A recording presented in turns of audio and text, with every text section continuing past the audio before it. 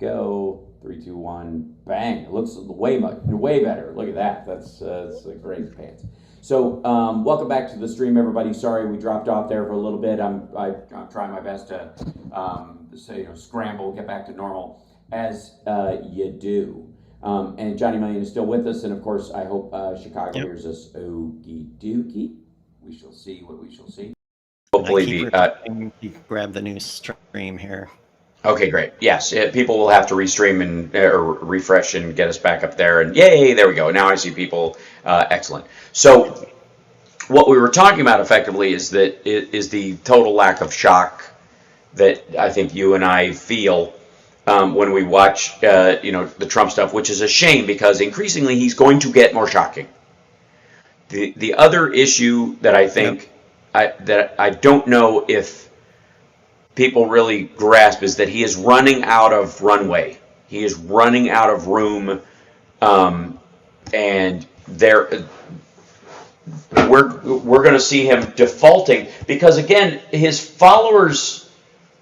I have to say, it gets increasingly like a drug addict, for lack of a better word. Or somebody at least who gets a sugar high or caffeine, they normalize to that stuff. I'm zooming you in, Johnny Million. Dun, dun, like Guns N' Roses. I used to do little, but a little didn't do it, so little got more and more. More and more. That's it. It's so, you know what?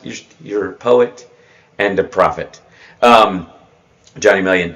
The question is though, which, and I feel like the better path is always, I'm sorry if there's an echo, I'll work on it, but it might just be the room noise, not quite an echo, because I'm in a Virgin hotel room, which is very, very reflective, very modern, very snazzy. I of course, I will always fall on the side of mocking this man, making fun of him, and that getting upset is what he wants. Getting upset is the gift that keeps on giving for Donald Trump. And it is up to us, I think, to take a lot of this stuff in stride. It almost goes to that, if you're going through hell, keep going.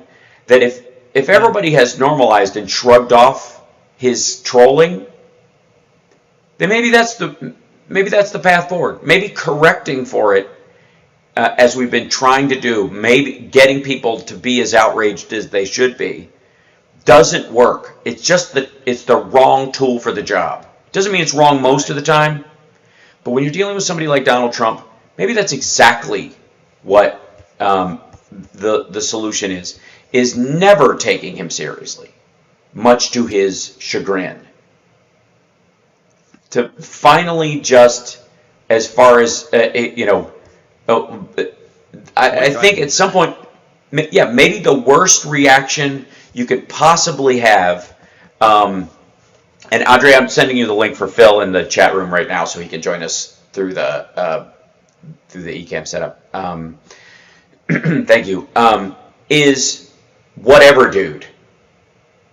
Yeah. Whatever dude might be the pushback that finally gets to Donald Trump, because and laughing at him, laughing at him and saying, and whatever dude, is because allowing, I think part of it is just me being offended by the idea that this man should have control over anyone's emotions, that this somebody as morally reprehensible and disgusting as this dude should have the ability to upset people, to make people's lives worse. And he did. I mean, we white-knuckled his entire presidency. Woke up every morning wondering what group he was going to disenfranchise or treat like garbage, or, or turn against another group. And so maybe, just maybe, and this is sort of born out of J.D. Vance, right? J.D. Vance is numbingly boring. He is so... But I mean, beyond he is right in there. He's the perfect running mate for Trump in that what he says is the most piggish, misogynistic garbage. The cat ladies with no children slam, the people, the most wonderful bit of irony I've seen on the campaign trail, I think, so far, besides the fact that Donald Trump is now the oldest guy running ever, which is hilarious. The most like personally wonderfully ironic moment was when he accidentally argued for the child tax credit, because he said people with children should pay lower taxes than people who don't have children. What do you think the child income tax credit is? Yeah, It's give people with kids a break so they can afford childcare and other stuff. That's lowering their taxes in the form of a tax credit. Dum. That's what that is. That is the most recent material way we carried out that policy. And the fact that he floated that, and again, most people were, rightly so, shocked and disgusted by the idea that he believes that people with children should not only pay less in taxes, but that their kids should have the right to vote, but the parents should vote on their behalf. So if you have a family with 9 kids, you and your wife, you have 11 votes between you and your wife. Of course, obviously, let's not kid ourselves. The wife vote goes to the husband too, right? In this equation, of course. And he votes for the whole family. He comes down with his little, semen-based electoral college that he gets to set up, right? And so the idea being, and this is effectively, here's your J.D. Vance's policy in a nutshell. Josh Duggar gets 13 votes.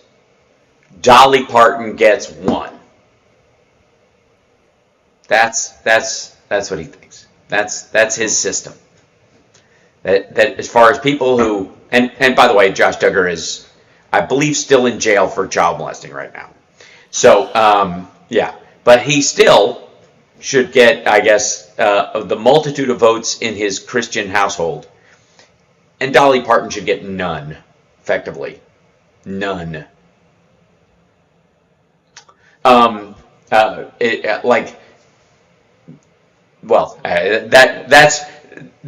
in and of it was a wonderfully ironic moment where he did not realize what he was saying. That's going to continue, is my point.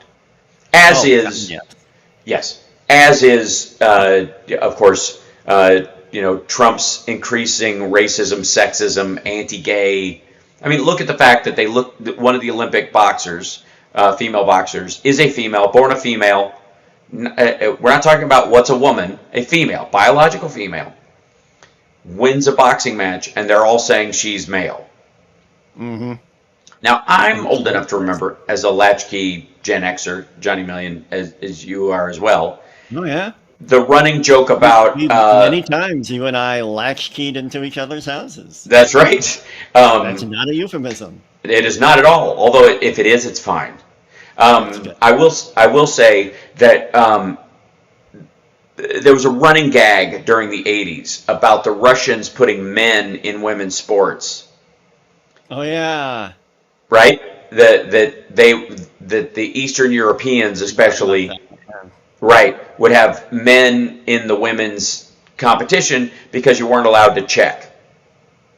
That was a running gag, right? And there was always a joke about the Russian women having mustaches, like full on Freddie Mercury's and that gag. It was just a running joke about the fact that they were just hearty ladies, as it were. Yeah. They just turned that into a political callback because everything's a reboot with this dude. So there's nothing original about any of this. That said, they stepped in it this week when they were saying that they were calling a female, a biological female, a man, to make their point that somehow Joe Biden is forcing the Olympics to allow men to compete in women's sports from other countries, not ours. It's just, I mean, that's the reach though. And I guess, take a bit of some solace into what's their attack on on Harris, on liberals, on Democrats in general right now? What's the big two lines of attack? She's a DEI hire, and there are black jobs, and I guess they'll say border and inflation a lot, but no solutions for it. They'll just say those because they sound scary, but they're not working because they don't have a solution. So they're just gonna, I guess. Thank you, Michael.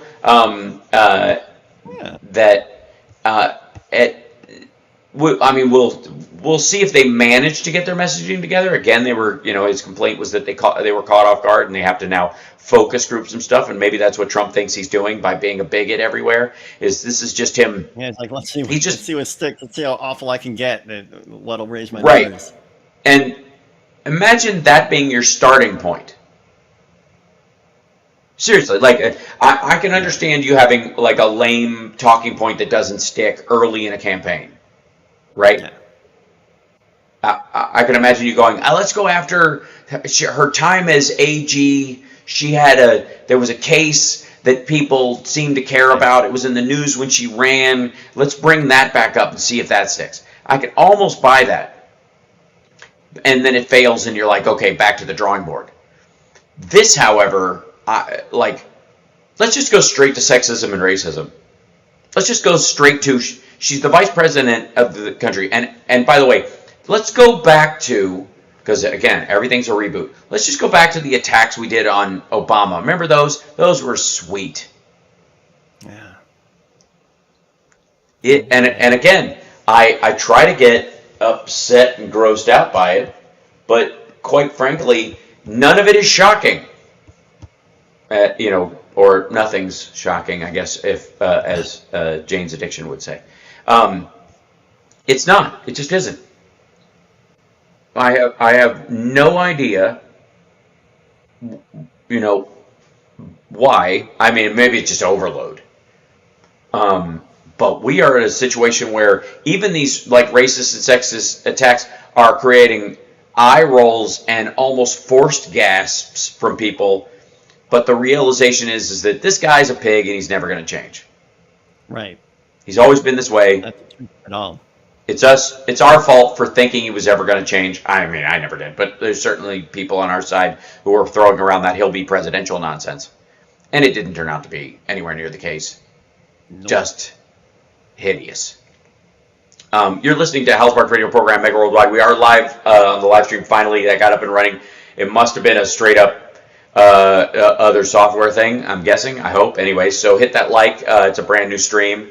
And we will see you on the other side. If you were on Instagram, I'm sorry you had to bump over to this, but limited options when I'm on the road, as it were. And we will see you after the break. Yeah, we will. I have a label for you, and I don't know where it went. It's okay. I've got my Spidey shirt on. People know who I am. People, yeah, but you deserve one. I don't know why it was. Oh, there's Phil. Excellent. And let me switch to. Yeah, there he is. I'm gonna piddle real quick. Be right back. Okay. More than I needed. More information. Oh, I don't know about that, pal. Pal. Mute. Okay, hold on. 1 second. I'll bring him in 1 second. He is sideways. I can see. And I'm bringing him in. I've got to put this over here. And I need. Hi, chat room. Thank you guys for your patience today. Man.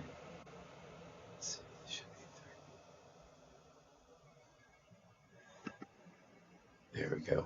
So just bring this up. Put Johnny in here. And then put Phil in here. There we go. And Phil, your camera's sideways. He seems frozen though, although that might be them. It has muted themselves. All right. Let's see.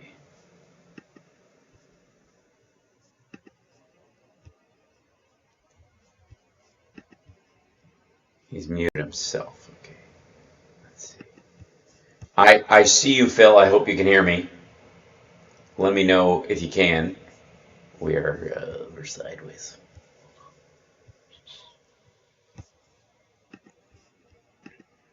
Oh, Phil was there for a second. Oh, there he comes. I saw him drip away. Drip away? And he called in. There he is. I think it's more internet issues on his end, but we will see. Oh, yeah, he's popping in and out. So, well, yeah, he's trying his best. You can tell. There we go. Almost. I see him trying to. Oh, yeah, he's having connection issues. Clearly.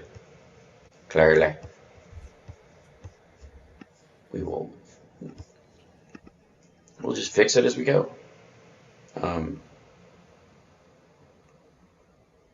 Nice. Oh, he keeps calling back. Let's see.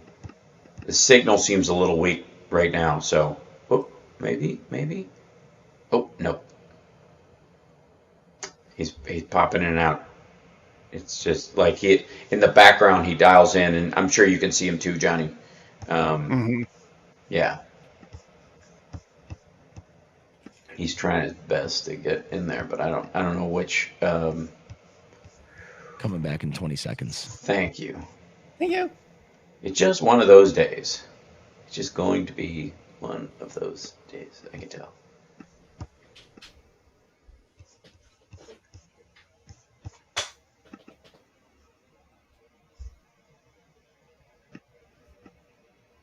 Coming back in just a minute. Okay. You're locked into the Hal Sparks radio program, Mega Worldwide.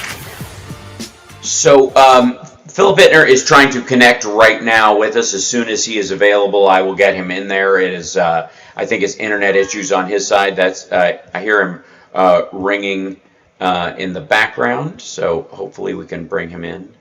And right there we go. I think this should do it. It might, again, he's trying desperately to get through this connection. Let's see, you can pop him in there. Hopefully he will come up in just 1 second. But obviously, one of the big stories besides the El-Sisi story, which again, war and peace being what it is, that Donald Trump has fallen into, I don't even fall into. He got in bed with a lot of people, specifically authoritarians over the years and the like, and he is creating a situation where he now, I guess, owes these folks or keeps throwing back to them, trying to, I guess, co-rehab their images and the like. Now, the El-Sisi stuff has come out recently because people are looking back to the first visit. He was one of the very first people that he brought in to this, and there you go, Johnny. One of the very first people that he brought into this, into the White House to meet with him. And again, right about the time he killed TPP and got $15 million from China. 17 million actually, and he took 15 million out in cash. This is now a habit with him. This is the norm. Donald Trump will not only cozy up to dictators, but he is counting on them to win. There he goes. I think, ladies and gentlemen, we have Phil.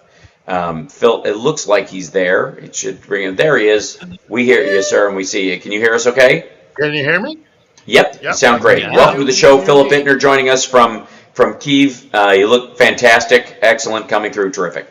We were just talking about the El-Sisi allegations about him possibly getting $10 million from El-Sisi early in the 2016 campaign, right at the time he gave an infusion of his own money into that. And that El-Sisi himself has made strange bedfellows over time with Hamas and Iran, oddly enough. And obviously, the illusion being is that El-Sisi is anti-Hamas and has been, I guess a bulwark against them, if not a provocative against them which all seems to be a bit of a snow job. It seems to be like, from what we're looking at, that not only has he cozied up to Hamas over this time and become increasingly supportive of their efforts to destabilize Israel, and that Iran is backfeeding him money to get him on the team, but that some of that money might have ended up in Donald Trump's pocket. And how is that any different from how the Russians, were feeding money into the United States through the Republican Party, through the NRA, through Maria Butina, or Baturina, and then and I guess a myriad of other sources, his Deutsche Bank loans and the like, which he didn't deserve, and Deutsche Bank didn't lose a dime on any of these loans, and why they weren't upset was because they weren't loaning out their money. They didn't care. Because it was Trump's. Maybe El-Sisi's money wasn't his either. Maybe it was Iranian at this point. It's starting to look like this has been this group of people, this particular acts of evil playing on our naivete. And you've said many times, from Russia's standpoint, we are at war. They have decided a long time ago, it seems, that we're at war. And now there are reports of the Sovietization, the re-Sovietization of the Russian economy. And you've got Jackson Hinkle, one of the tankies, coming out this week and starting the American Communist Party on Twitter and becoming a guest on Jimmy Dore's show to promote this, when, as a Trumpy, the idea that he would be a full-on commie is absurd, or that he even believes these things, or that he's just trying to get watered down the left leading into the election, promising him a future of side with Putin, side with Trump, and we will bring back, the greatest example of communism that existed until it ate itself. And of course, the hypocrisy of it all. At the end of the day, it's about money.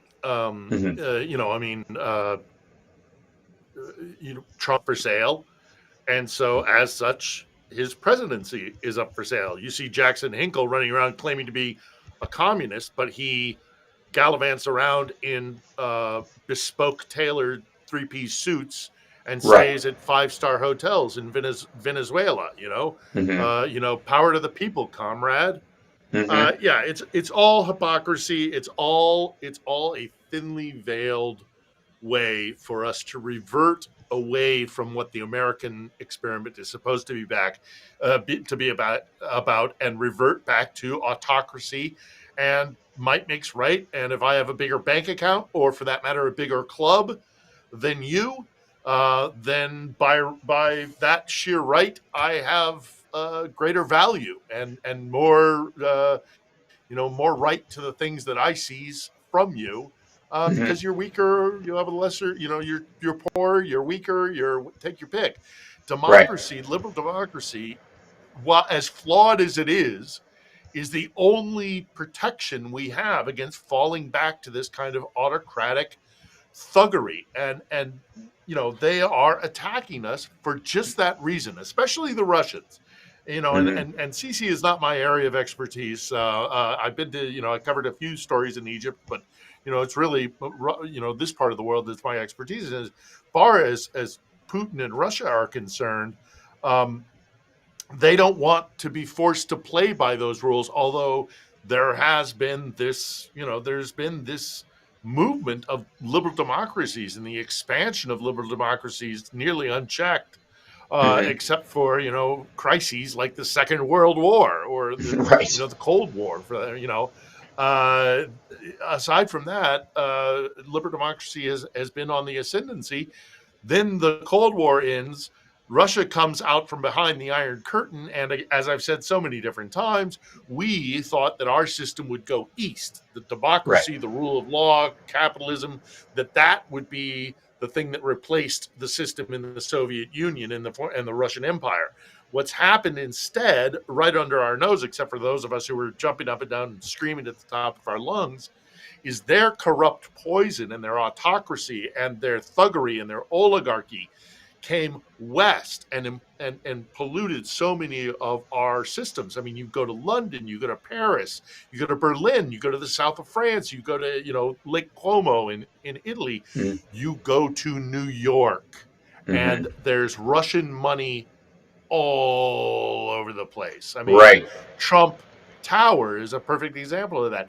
They poisoned us with their corruption and their money, and I don't know if that Trump was the thing that broke the camel's back, Right. not quite a straw, but if that was the high watermark where we started to push back on this, well, Remains to be seen. Yeah, well, it's like that scene in Die Hard where he breaks open the window and shoots up the cop cars and goes, Welcome to the party, pal. Party, pal. Right. Yeah. Wake up, wakey, wakey, wakey, Yeah. wakey. America and democracy, Western liberal democracy is under attack and has been under attack for quite some time. And if it took Trump for us to recognize that this is happening, if there's a silver lining, that might be at least part of it. Right, that he was so ham-handed and stupid that he was, again, that's why I've said repeatedly, that count your lucky stars, thank your lucky stars, that Donald Trump was the dude they picked to run this whole thing, because if they picked anybody with half a brain, it would have been fully successful by now. It would, and they know it. That's arguably where the shooter's ideology comes from. That's arguably where, Alex Jones is saying Donald Trump's not the perfect candidate, and if he got knocked off, maybe we could replace him with somebody who was, more, aware of policy, could get it done themselves, was smarter. Because it was basically saying, like, if he died, maybe Steve Bannon could be president. But the idea is that he or Roger Stone or one of their acolytes who could run the cult and still get kind of control over, have more of an involvement in policy because he's aware of how it works. If you could find somebody that had all the cultish aspect of Trump and could do all the other stuff, that person would have implemented all this stuff by now. We would be talking about most of these things in the past tense. But luckily, they picked a moron. I mean, dodge the cannoli in this particular situation. Thank God. Just barely. Right. And maybe it was because, and also we're not out of the woods yet. I mean, no. You and I have talked about this many times, and we are both of the agreement that save something catastrophic. Trump's out in November. Done, finished in our rearview mirror. But the old saying about chickens and eggs and not counting one before the other. Let's get this done, because it's essential that we do put Trump in our rearview mirror, and then we turn our gaze onto the Kremlin and have a full-blown discussion and investigation into what they've been doing. Really, yes, because one of the things, and we got to take a break. When we come back, we'll talk more about this, and we'll get your questions from the chat room as well. Johnny, you should be able to see some of those in there and grab them. But again, one of the, I guess it's a knife that cuts both ways, both for for us and for Republicans in particular. Is that yes, Donald Trump has a cultish-like control over MAGA, and this has allowed them to kind of push back on any look into his connections to Russia or the Republican Party's connections to Russia, or indeed Russia's connections to as many people as they could get their hands on in our system over the years, while we naively thought, oh, well, they're just going to, they're no longer the Soviet Union, so they can be buddies now. We're fine, because that's how we operate. We all, to some degree, fell for it. The upside is that because he's the only cult leader they have, once he's done, the walls come tumbling down. There is no backfill. There is no version. There's no version where a John Kasich or somebody like that becomes the next Trump. And we're not going to, and I don't think Democrats and other people are going to let it happen. Right? There's no, Ted Nugent and Gary Busey don't have a shot, is what I'm saying. We got to take a break. We'll be back right after this. It's the House Sparks Radio program, Mega Worldwide. Check out On the Edge, which is Philip Bittner's new podcast that's available, new episode every Sunday for the most part. Fantastic We'll be back. neon logo. It is great.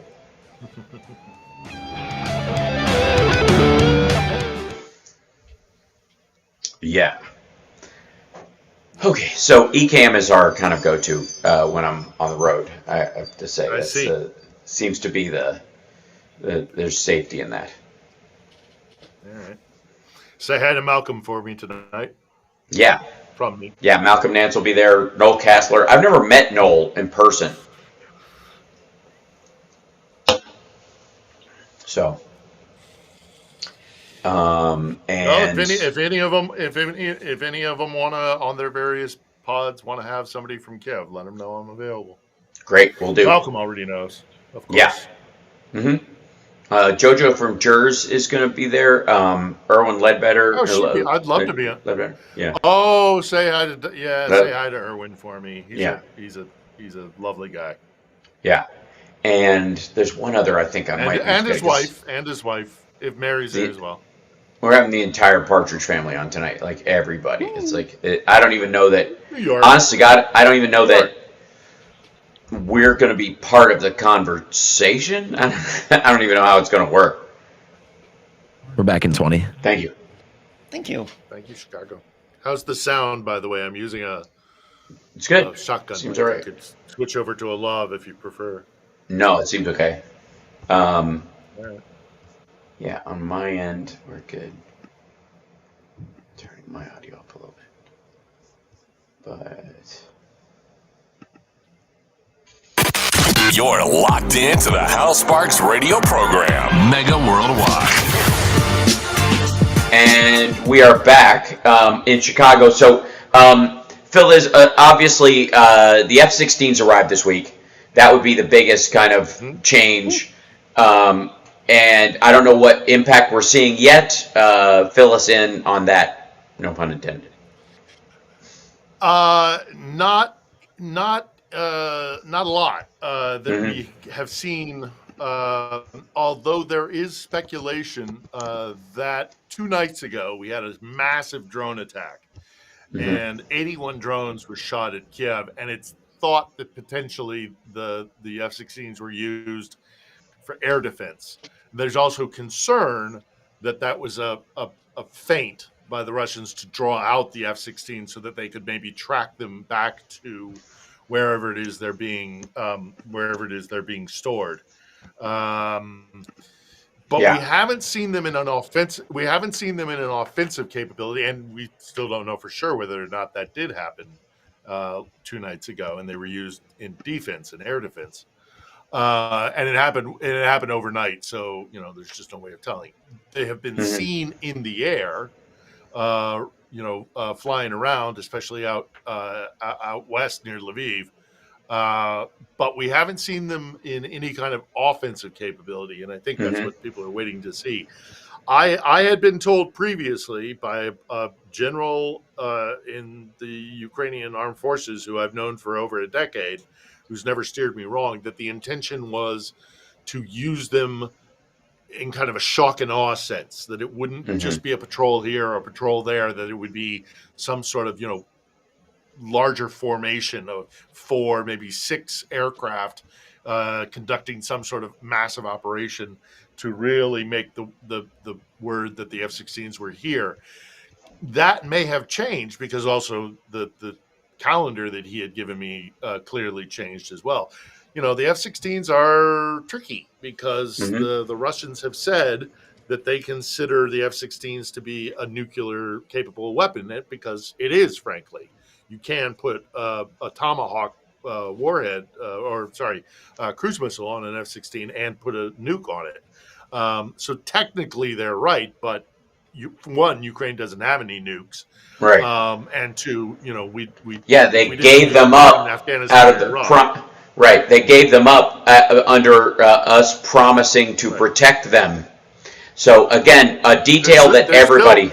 They're still so furious that they're actually saying that they're going to call for a special meeting of the UN Security Council, of course, which they're currently the head of, ironically enough, because that rotates, to discuss the U.S. giving Ukraine F-16s, which is, of course, just ridiculous kind of pantomime baloney, because Russia's getting tons of drones and ammunition, artillery rounds from the DPRK in Iran. So, and they're firing from Russia into Ukraine, right? But Ukraine can't fire from Ukraine into Russia. It's such an odd thing. And again, this is one of those situations where it's abundantly clear that if you are on the side of like a ceasefire in a circumstance like this, you are on the side of the aggressor.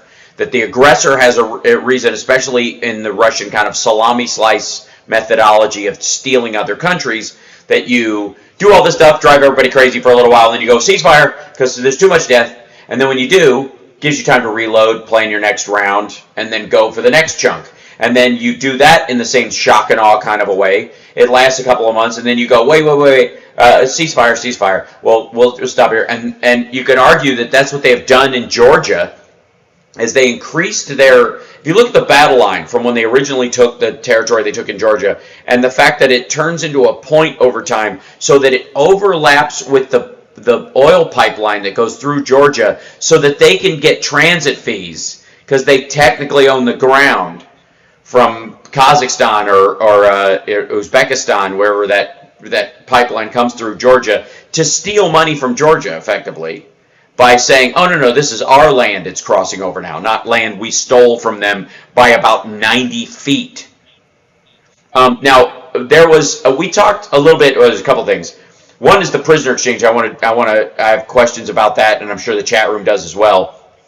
And your thoughts on that and the person that the murderer that we exchanged, and your thoughts on him. And the other one being is that we had talked a little bit about whether or not there were submarines in the Black Sea around Crimea, and the answer apparently is yes, because the Ukrainians sank one this week.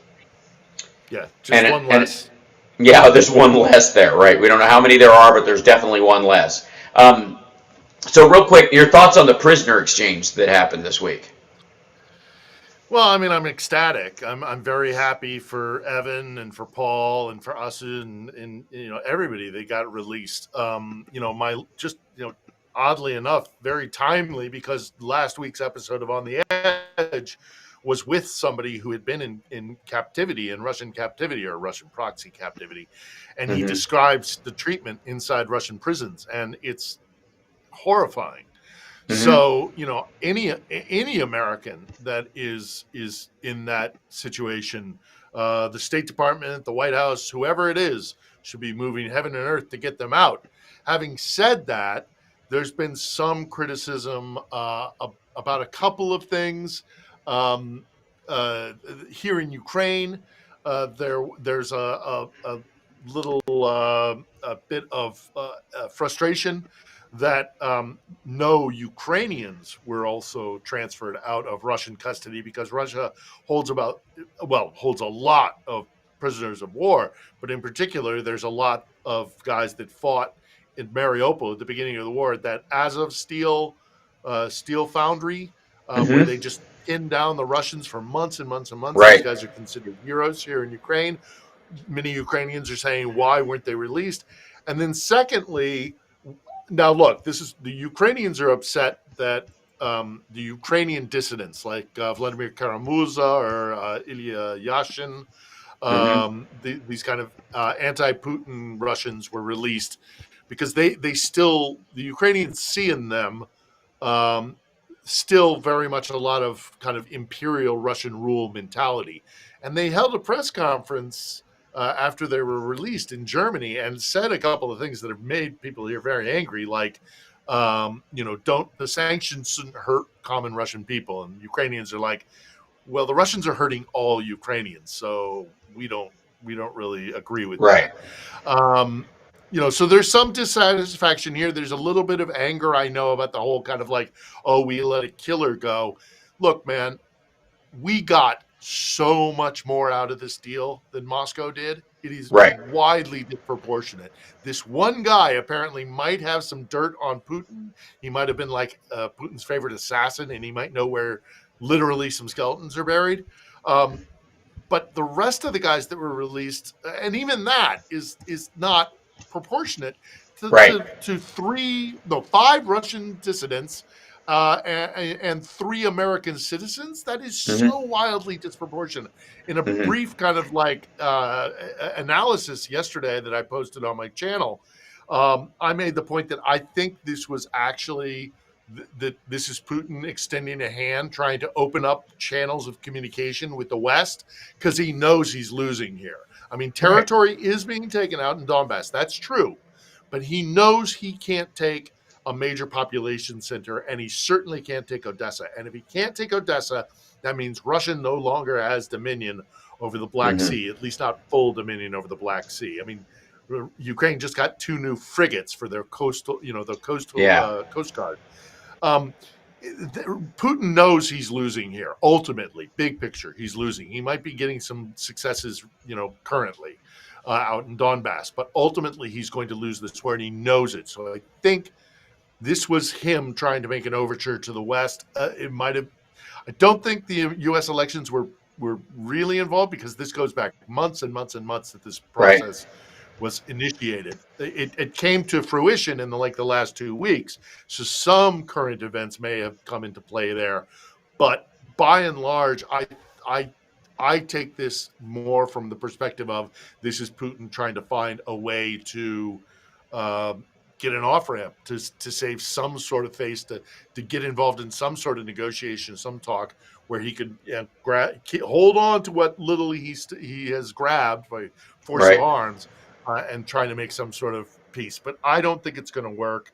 I think the West is going to see through that. And also, there's just too many questions about what exactly he can hold on to, because his proposal would have Ukrainian cede territory that the Russians haven't even conquered yet. That's not going to work. So it's tricky, but I don't see this in isolation. I don't think this happened in a vacuum. I think it's potential, the idea that maybe Harris getting, Kamala getting this huge boost, and it looks like she's going to get into the White House. That might have to do with it, because they know they could they get whatever they want from Trump. But if Trump isn't going to be in the White House, then they've got to reassess. And that's the opposite of what J.D. Vance said about why this was done, was that Russia thinks that Trump's going to get in and they're scared of him or something, which is ridiculous, because again, Biden doing that mic drop this week where he was like, they asked him why, he says he could have gotten them without giving anything, and he's like, and why did he do it while he was president? He's absolutely right. And I think people are the whole alliance. Look, J.D. Vance. Maybe if J.D. Vance had actually gone and spoken to Zelensky when he had the opportunity at the Munich security conference, instead of going looking dolphin porn, he could have maybe learned this. He was couch surfing. Yeah, he's an idiot. Couch surfing. I'm sorry. I mean, I know he's a vice presidential candidate, but the man's an idiot. He doesn't know what he's talking about. Neither do all the others who are making this point. I've seen several make this point. There's a congressman somewhere, I forget where, saying that it's because they know that Trump is coming back. No, man, that is not what it's about. It's the same thing they said about the stock market. Of course. But it's also. I have been witness to a number of different prisoner exchanges, and it's not like that. That's not how it works out. It takes months and months and months, and then sometimes you'll leap forward, or sometimes you'll struggle for months and months and months, and then at the very end something will happen that does accelerate things. And you'll work on it for months, but it'll be resolved in a 2-week period of ferocious back and forth diplomacy. So these guys have no idea how the real world works. They have no idea how prisoner exchanges work. They have no idea about Russia or Ukraine or the region or the geopolitics. While Joe Biden and Kamala Harris Clearly do because Yeah. they succeeded. Mm-hmm. Yeah, and in a very complicated exchange. Let's take a break Very though. complicated exchange with lots of Yeah. moving parts. Yeah. Yeah. Another break. Let's save it. Yeah, let's take a break. We'll come back and we'll take some questions from the chat room. Johnny Million, I think we've got a couple Nope, I got ready to some. go. Excellent. Okay, we'll be back right after this. It's the House Parks Radio program, Mega Worldwide. Now with 100% more. Johnny Million. Twitch.tv/It's Johnny Million. I'm just saying.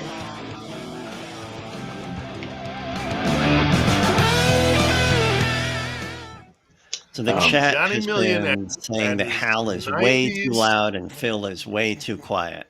Okay, all right. I will remedy that as Give it best. some. Hold on. Let me see if I can do that, and I will. Sure.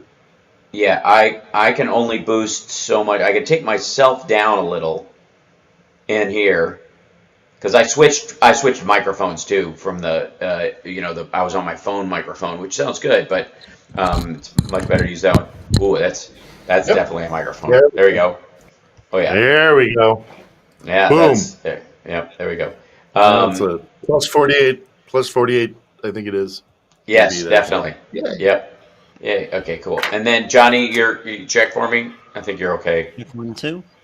Yep. Check 1, 2. Yeah. Got to Yeah. satisfy all the audio engineers in the chat. I know. Fair enough. I wish Fair enough. it would be nice. It would be nice if there was like a outro package compressor you could put on stuff Yeah. just as it goes. There But, is kind of yeah. something on that on in OBS. You can, Yes. You can put a compressor on the output. Mm-hmm. But you can't do it on this thing. And so far as I know, maybe you can, but not yet.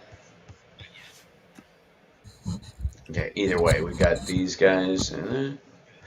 Stand by, Thank coming you. back.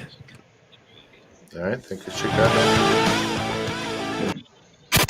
You're locked into the House Sparks radio program, Mega Worldwide.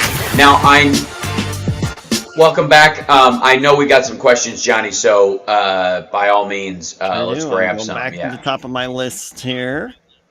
All right, from Ed's 3D Tech. Can you ask Philip about the Russian sub and the arrivals of the F-16s? We covered a bit of that. We talked a little bit about that. I mean, this was I forget the classification of the sub, Kilo class, I want to say. Anyhow, yeah, the Ukrainians are experts at using untraditional or non-traditional naval warfare techniques. So I suspect, I'd be willing to put money on the fact that it was the drones, the naval drones that they have used to great effect. I haven't seen a lot of details about where this sub was located. It could have been moored in Sevastopol at the Black Sea Fleet headquarters. There's a huge facility for subs there. But regardless, however they got it done, they got it done. And it's just another example of how Russia no longer controls the Black Sea. And I don't care what all the guys who are watching the scrimmage line, all these kind of tankies or mill bloggers who are looking at the scrimmage line in Russia, in Ukraine, and going, oh, the Russians got another 6 kilometers today, or Right. they went as far as Farmland. None of that matters. Right. None of that matters. None of Right. it matters at all. If the Russians cannot take a major population center the size of even a mid-sized city, there's a town out there that's kind of a military hub for the Ukrainians called Kramatorsk. Maybe 400,000 people, maybe upwards of 7, Right. somewhere it's in the mid-range hundreds of thousands. They can't take a town of like 20,000, and they have to destroy that town in order to take it. They can't leave it in their rear, Right. and they're not going to be able to take even a mid-sized city like Kramatorsk or, God forbid, a large-sized city of Kharkiv, and most importantly, Odessa. They don't have the means. They don't have Right. the manpower. They can't seize a town. They can only destroy these little towns like Bakhmut and Chasiv Yar and Avdiivka. They destroy them. That's the only way they can control them. Go into a city that was built for millions of people, 1.2 million, 1.7 million people, and try and not destroy it, but conquer it and hold it. They don't have the capacity. They don't have the means. They're going to lose this war, even if they eke out some sort of fake victory with the land bridge connecting, Rostov-on-Don down to Sevastopol. But then why do you even need that anymore? Why do you need the land bridge? Because you can't base the Black Sea Fleet in Sevastopol anymore. This has been a catastrophic. It's good vacation property, I think, is what the argument that they would make there.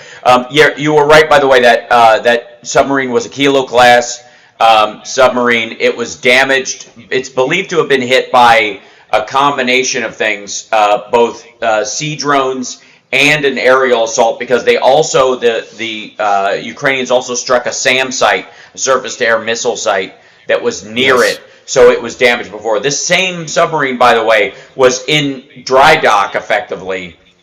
It wasn't even active, which is why, because it had been struck by the Ukrainians in 2023.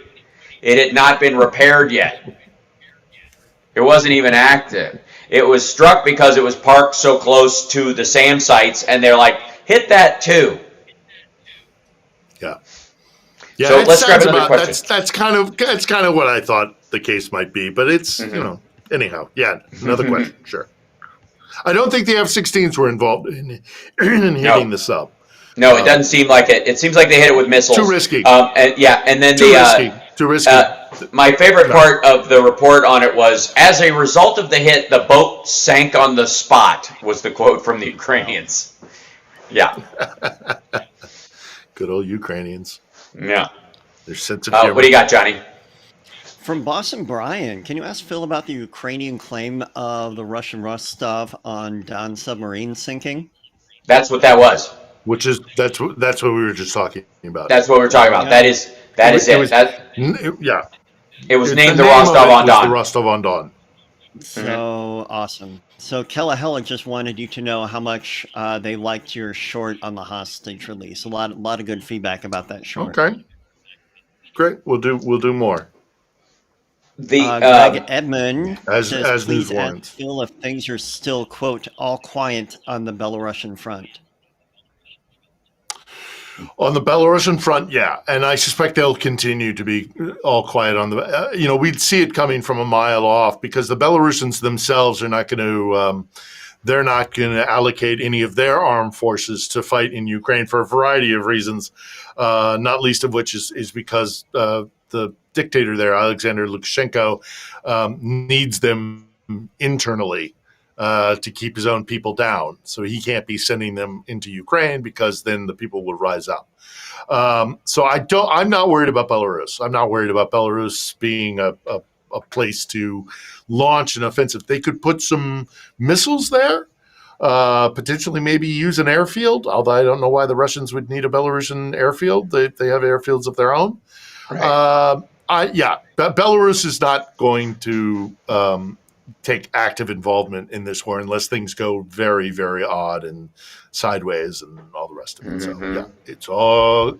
But the sooner Lukashenko's out of there, the better. So yeah, there's a was a Russian ship called the Levchenko. It's a 7,700 ton destroyer that the Ukrainians can't take credit for disabling it, because it was disabled by a fire in one of the engines created by, I guess, user error. Oops. So that and they were getting it ready to be activated, because they were going to send it out into, because they'd lost so many of their ships. Remember, they're going to this is our next push to get the Navy into the Black Sea again. That ship was built in the 80s. Wow. And they were dusting it off, and the engine caught fire, one of the engines, and disabled it. So, again, maybe that doesn't show up on the maps. That doesn't show up on where the Ukrainians would take credit for a hit or where the Russians would credit, but like, oh, we grabbed some land or we moved something onto the board because the whole failure lived and died on their soil, like in their waters. So weird. Yeah. Yeah, it is a failing, if not already failed state. And and I don't think the prisoner exchange, as I say, happened in a vacuum. From my mind, it was a clear example of just the opposite of what Trump and the MAGA folks would like. It's because Biden has handled this war so well that they are painted into a corner, and that's why they're doing prisoner exchanges and stuff like that. Right, showing a sign of good faith that maybe they can start to walk back what they've done, because this is the worst decision of any Russian leader ever. Ever, at least 100 years. Before we get to the next break, and we're going to take more questions after the break as well, I think one of the things that stood out to me is that what you think about the idea that the U.S., the Biden administration knew this war was going to happen and went a long way to convincing everybody when the rest of the world wasn't buying it. But his intelligence was saying they're going to do this. They're moving their medics to the front line. We know this is actually happening. Everybody else wasn't buying it. But do you think there's an element of getting our prisoners out while we can because we're aware that Russia is sort of on the precipice of a political upheaval and having God knows what will happen in the prisons if a country falls? I mean, eminently possible. That's absolutely a possibility. And if that's the case, then you might want to then that would beg the question of were the Russians given other assurances aside from the people that were exchanged?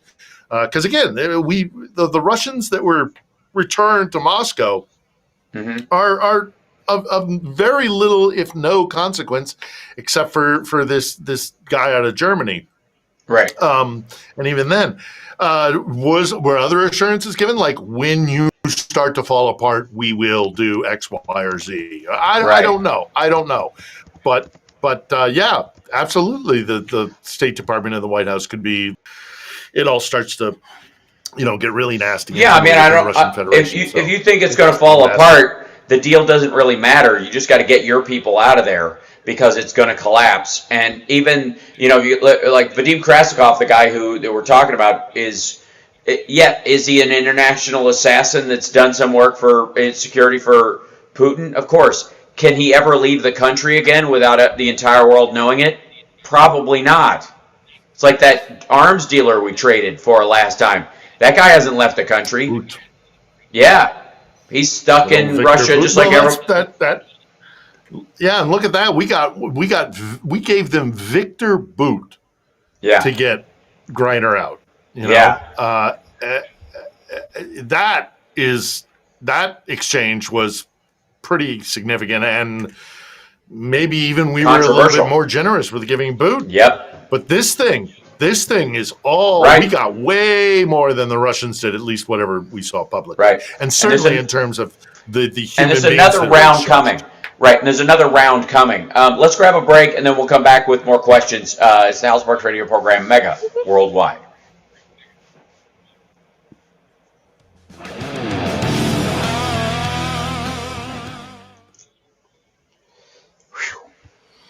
Johnny? Yeah. Johnny, say, what's the deal? What's the deal with this airline food? Come on. What is the deal with this airline? It just looks like you have a microphone and that kind of shirt on. You look like a 90s stand-up with your brick wall behind you. The little utensils that they give you. Who can use those? You missed her calling, Johnny. Yep. You should have been born, a good 10 years earlier and rode that 90s stand-up wave. In front of some brick walls. Yeah. Did you do the old brick wall? Of course. All the improvs have brick walls. That's how they work. And that's in the late 80s, people. Yeah. I started when I started stand up at 15 years old. I mean, come on. Here, I'll switch it. This is better. Here, Johnny. Now you can just be. Now you're just in Interstellar. It's like a space That and Night at hospital. Roxbury. Yeah, right. Don't go, Murph. Don't go, Murph. Make sure. Don't let me go, Murph. I do that with Murphy the cat sometimes. Is the scenes from Interstellar as Coming back in 10 seconds. Matthew McConaughey as Murph. Don't let me go, Murph. Stop it from going, Murph. Stupid. All right. I am happy, you are happy. Let us be happy together, whether the weather is cloudy or sunny. I will always be your funny honey bunny. I am lucky, you are lucky. Let us get lucky together, whether the weather is cloudy or breezy. I'll be there to say, hey, come on, let's take it easy. 'Cause isn't it nice to have the friends that you do? And isn't it nice that the sky is so blue? And isn't it nice to say I love you, chugga chugga choo choo woo? Send Johnny on vacation. I am smiling, you are smiling. Let us smile together, whether the weather is cloudy or stormy. I will still be there in the morning. I'll be right by your side in the morning. I'll make you breakfast in the morning. I hope that you like cereal. Yay! Hooray! Hey. I will say I do have a happy ending. It's kind of related to our my Friday Eye thing that I do with our dear friend Rob Glenn in Chicago on Fridays. Is that one of the biggest? Not only is AI jumping leaps and bounds ahead on a bunch of areas, but one of the ways that the use case that I think will be the most functional, the best for humanity, is its work as a tutor for children who are learning to have this AI buddy your whole life that doesn't give you the answers, but helps you learn how to learn. The kind of stuff that only rich people could afford. Like they could afford a tutor for their kid. They could send them to a private school where there's a lower teacher to student ratio. That was impossible for kids, and now that will become the norm thanks to the advances in AI. And so we'll have less of an excuse to be stupid in this country. Will we eradicate stupidity? Probably not. But will we have less of it? Yeah. Will we limit it a lot? Yes. So that was the big plus this week, is that there were like 9 tutor programs, including the Khan Academy has their own now, that's going to be basically this like ride-along buddy for you when you're in school, that's your AI friend that's always there to help you learn, not just give you the answers like a calculator or Googling the answers or any of that stuff. So that was a huge leap forward that's happened in the last couple of months, and I can't wait for us to all have our own little personal data. Sure. Johnny, you have do you have a convoy gig coming up sometime soon? Besides the one you're missing. Yeah, well, I've got a convoy gig the same night as the Nerd Halen gig. I know. Pitiful. I know. Cruel. Counter-programming. But excellent. At the very least, Johnny Million will be joining me in Chicago for Sexy Liberal for a surprise reason. It won't be a surprise appearance because I just gave it away. Yes, that's right. No pants. Don't hit your mic when you say pants. It makes people think something else happened on the radio. All right. You're a tripod. Come on. Let's have a look. Don't be shy.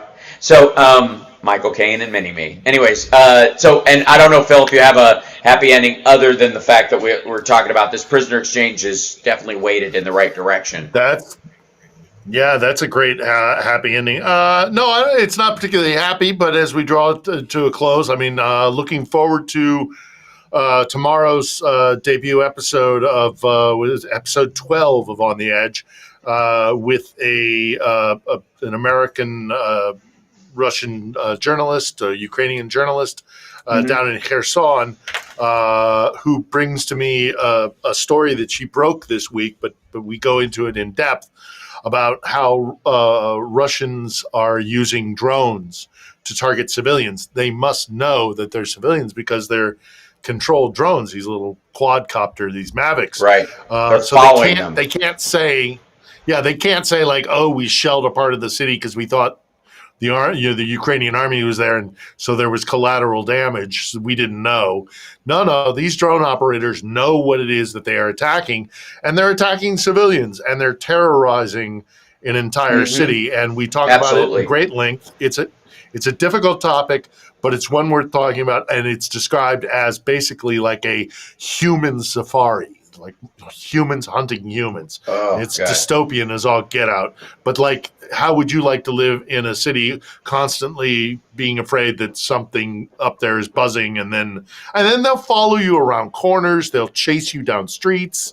It's real sick stuff. To think that there's a drone operator somewhere doing that, and we go into detail about that. We talk a little bit more about what's the situation in Kherson, and a number of different other topics. But it's another good one, and I hope it shines a spotlight on this latest, what is in essence a war crime. So hope you'll tune in.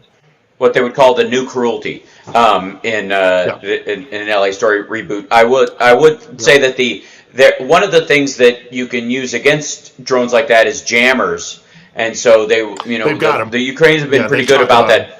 And so the Ukrainians have also, because the Russians have the technology as well, they get it from China. They have got they're working on new jam-proof drones that are literally tethered to a fiber optic cable. They have a little like a spool on the back of it, so they're on a leash. They can fly very high out or whatever, but they're on a leash. They're literally on the length of this fiber optic cable, but they can't be jammed because it's not a radio signal.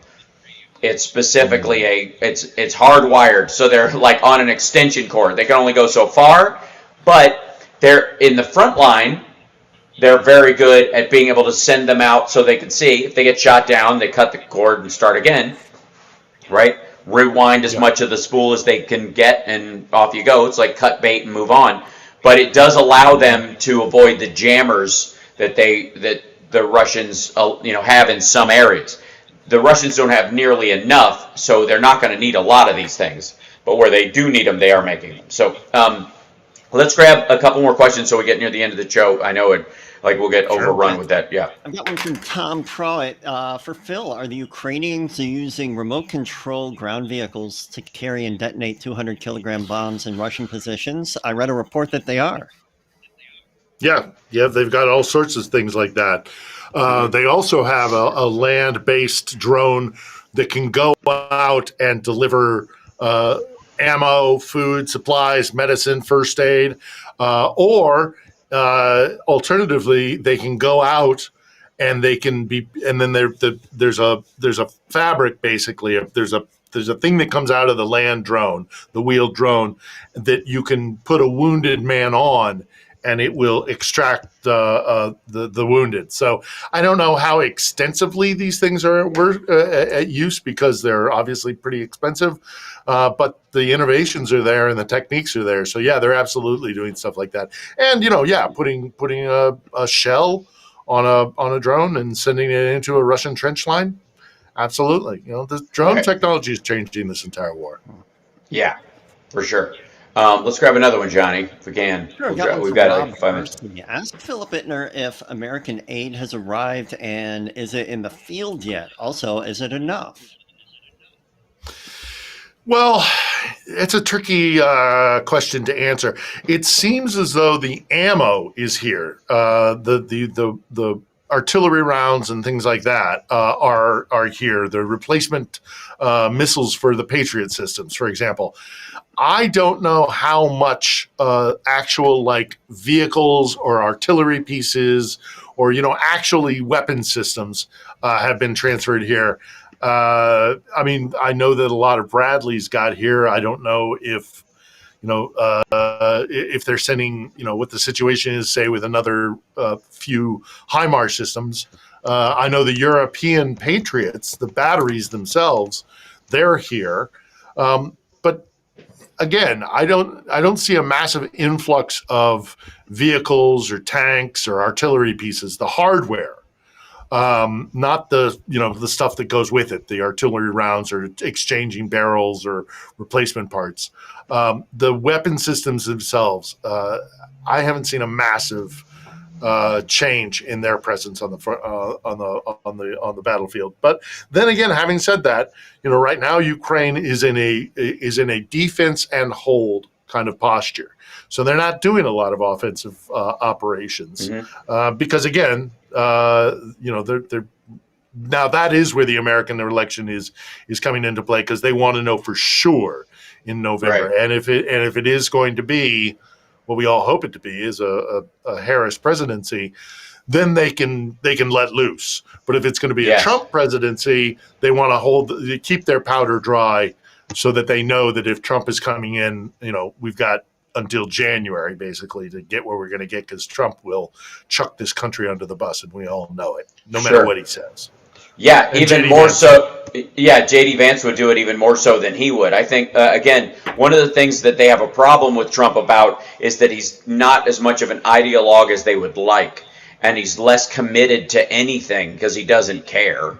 And whereas there's a definite commitment from, I guess, the entire that J.D. Vance segment of the Senate and the House that represents the sort of MAGA pro-Putin crowd that's like Ron Johnson, way more committed to this than Trump could ever, even in his own self-interest.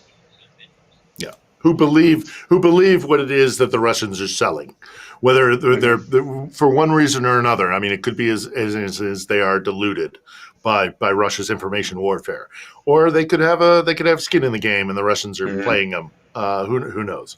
But yeah, that entire group in the Senate and obviously in the executive, once that gets decided, I think the Ukrainians are in many ways kind of like on a whole, hold your position, see what happens in November sort of situation, because right now they're trying to defend as best they can from Russia taking more territory, and they're not conducting any offensive operation, even with the $61 billion that we sent in the F-16s and all the rest of it. So it's, war is tricky. It's a fickle thing, and it's very fluid. But I think there are things happening on both sides of the equation that are that are being kept very secret. We'll see. We'll see what happens. Yeah, I mean, I think the Joe Biden has shown himself to be very forward-thinking for somebody his age, especially, that he is idiot-proofing a lot of aspects of the government as best he can, including trying to get, a constitutional amendment that says that American presidents are not monarchs, and that they do not have the right to, supersede the law and that kind of stuff. Even his push to do that, his push to let people know he wants that, and that Democrats support it, is in and of itself a way of shoring up democracy and showing that we care more about it than Trump and his ilk do. So we shall see. We're at the end of the show. I want to remind everybody, On the Edge is Philip Ittner's show. It's every Sunday. They have a new episode practically. And then, of course, if you subscribe to his YouTube channel, he just did a short about the prisoner exchange. You should check that out as well. Johnny Million's got a show as well. It's Johnny Million on Twitch and YouTube. .com/it's Johnny Million, and of course infotainmentwars.com. During the week, we're turning parts of the show, the weekly show, into a podcast for those that can't join us. Wish me luck on that over the next couple of weeks. And I've got Sexy Liberal tonight in New York, so if you're in the area and you want the last 3 loaner tickets, please come down and see us. A couple of weeks we're going to be in Chicago though at the Vic. Night before, we're going to be at Rock House with Nerd Halen, counter-programming convoy. Yeah, so we'll be... Say hi to Malcolm and Dr. Erwin Redlener for me, will you? They're great guys. I insist. Both great supporters of Ukraine. Absolutely. Thanks so much, and thanks, Chicago. I believe they can hear us. Thanks, we'll Chicago. See you next time. Chicago.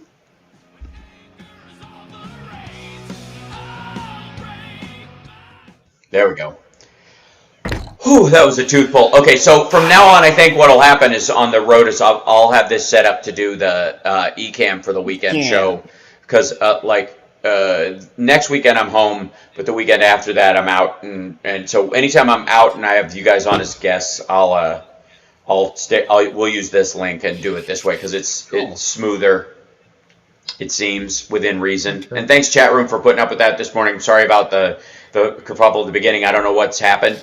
I think it's a Mac OBS thing, but I don't have the time to work it out between now and then, unless I have to buy a whole new laptop again, which is always a thing. So, anyways, wish me luck, and I'll let you guys go, and I will talk to you later. And have a great show tomorrow. Phil. Thanks. Break Cheers. a leg, man. Have fun. Yeah, Best absolutely. To everybody there. See you, Johnny. Thanks. Okay, All right. cheers. And we'll go off here, and I'm alone again. Hi, everybody. This is me in my hotel room, sort of. Hello, chat room. And I think, let's see, does this one work? Let's see if this works. Does the chat? Yeah, there you go. The chat is ready to display messages. Yes, it is. There you go. So thank you guys today. Thanks for hanging in there. Really appreciate it. I've got tech at 4 o'clock. So I'm going to go try and eat something and get a little bit of rest before showtime. I'm catnapping because I flew in and I landed at 2 a.m. My flight was delayed in Newark. And by the time I got my bags and got here, it was close to 3:30.